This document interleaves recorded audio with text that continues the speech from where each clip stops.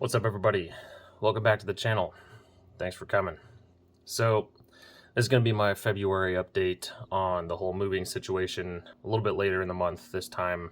I've just been so busy and work and went to a couple concerts and they got us on 12 hours right now, so I just haven't had a whole lot of time for recording anything really. But anyway, so this is going to be a little bit different. I don't really have too many big updates as far as the move specifically goes, so more on that in March. We'll be going to the coast to hopefully look at some apartments and stuff like that, like the second week of March or so, and I'll do probably like a vlog style thing like I did with the Massachusetts video last year, so the year before. Maybe everything's blurring together right now, but hope everyone's doing great. Yeah, so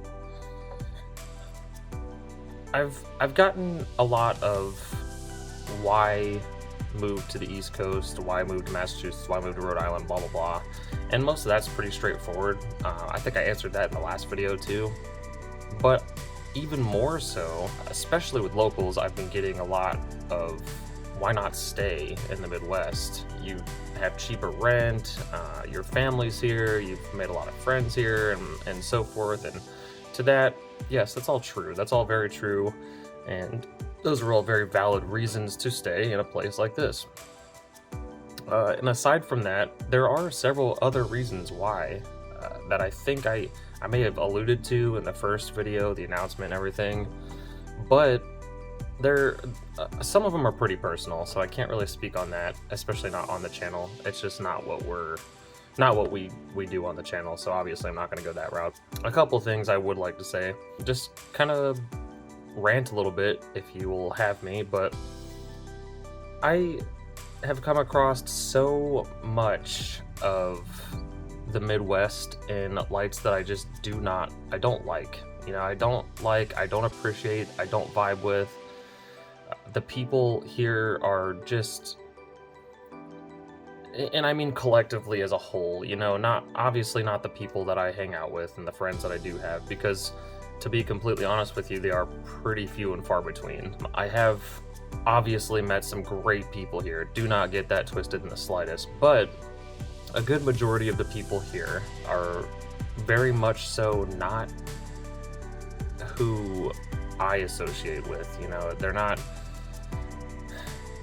the kind of people that I get along with. They're not the kind of people socially or politically or anything of that nature. And recently, I honestly don't even know how many of my family will be watching this, but there's even been a lot of family members that I've got around here that just really disappointing. And that sucks to say, but you know, I don't really treat my family outside of my mom and dad and siblings, I don't treat that family really any differently than I would treat friends and acquaintances and stuff, because honestly, I see them, I interact with them, I hang out with them just as much as I would those people, you know? So I don't hold family on a pedestal just for the sake of them being family. I have never really believed in just because you're family, I have to vote for you. Just because you're family, I have to be okay with what you say. Just because you're family, I align with your beliefs and your worldviews. I've never really had that mentality, and I don't plan on changing that anytime soon. And recently, my sister told me some things about a couple family members that said some snide shit at a gathering of sorts, and you know, it really sucked, because the worst part was it didn't surprise me. You know, it didn't surprise me, and it's just upsetting to know that I've got people in my family that just have that closed-mindedness, you know, and the worldview that has so little to do with them, but they have such big opinions on, you know, and it just blows my mind. It just blows my mind that could even be a thing. Not just in my family, of course, it's not just them, but that's a big reason I just don't like it. You know, I don't like the mentality that a good majority of the people here have. And unless you really go into the bigger cities like Des Moines or Iowa City, there's really not a whole lot of people that don't share those views, and I just can't back it, you know?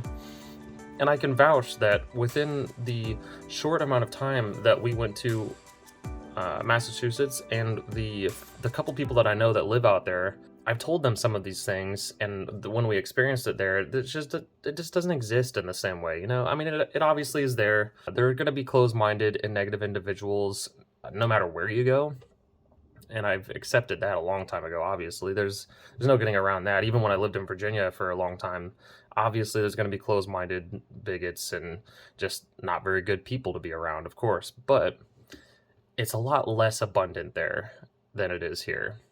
And that's kind of what I'm striving for, you know? I don't want to sit in this world that closed-minded people have created for closed-minded people. And that's just something that I've got to stick with.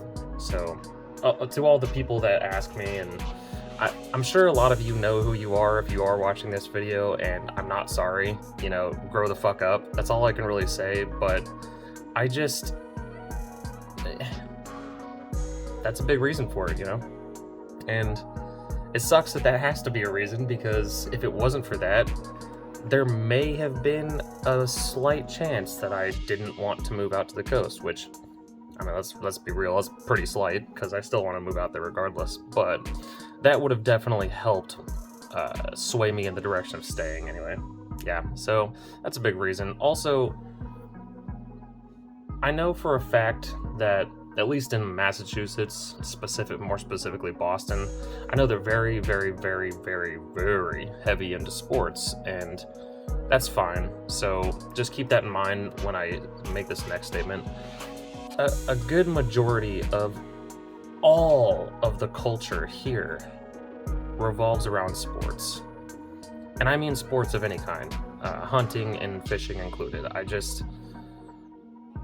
It's all sports all the time, and it makes it so hard for someone like myself to relate to any of that, because I don't know anything about sports. I'll play them. Like, if someone's like, hey, you want to play some basketball, I don't know like the in and out rules of it and whatnot, but I'll go play, absolutely, that's no problem. But watching it and the culture surrounding it is such a toxic cesspool of just closed-minded individuals. I mean, I don't understand the hype. I don't get it. It's not my cup of tea. To each their own, you know? But in my personal experience, it has been a very, very toxic environment that I just don't... I've never been included in anyway, but I also don't feel welcome in, you know what I mean? So I stick to my MMOs and my metal concerts and, you know, all that kind of stuff. I'll stick with making music and shit, and I'll be perfectly content and happy with that, and that's okay. My point is, I know it's there, I know it's everywhere, I know sports are a big deal, no matter where you go, but here in the Midwest, it feels like it's the only thing to attach to. It's the only thing that people truly get hyped for, or up in arms about, or debate, and so forth. Like, I'm not even kidding you. I was at work the other day, and I was talking to somebody about a metal show that I went to, or something a couple years back, and this other guy came up, started talking to this dude about the Super Bowl, and it completely cut me off, by the way, and the dude I was talking to lost sight of everything I was saying, went straight over, started talking to this dude about the Super Bowl, and I'm like, oh, I guess I'll go fuck myself, you know, but it is what it is, no hard feelings to that person, but it was just a really weird chain of events, because moments after this, I went to clock out for my break or something, and there were like 3 dudes standing by the time clock talking about sports, and I'm like, okay, alright, cool, no worries. It is what it is, so I clock out, and I don't know if I was just hyper fixating on it or not, but I'm not even joking. The second I walked into the break room, the whole break room was just like sports this, sports that. They weren't even talking about the Super Bowl at that point. I think somebody was talking about baseball or something. I don't even remember, but I was just like, dude, come on, man. Just, can we talk about anything else? Like, I get it. Everybody gets passionate about their things, you know, but I'm relying on like the 2 people that I've got at work, you know, to kind of get me through the day most of the time. And only one now because I went to a different shift, unfortunately. But him and I are like, I'm pretty he's pretty much the only one I talk to. Shout out Brandon, thanks for being you. I don't get it, you know, but teach their own, you know.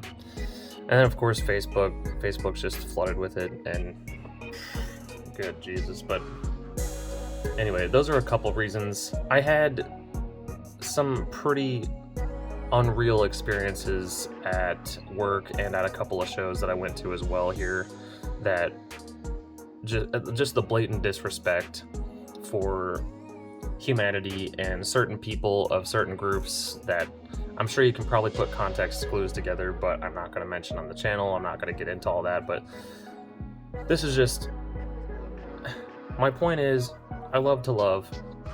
I love deeply, and when I do love people and someone and something or a place or whatever, I love it with every single thing that I've got, to the point where it's crippling sometimes, you know. And I don't know if I'm empathic or what. I don't know what the case is. I've never looked into it too heavy, but I can tell you right now, it takes a lot out of me. You know, it takes a lot out of me to love as hard as I do.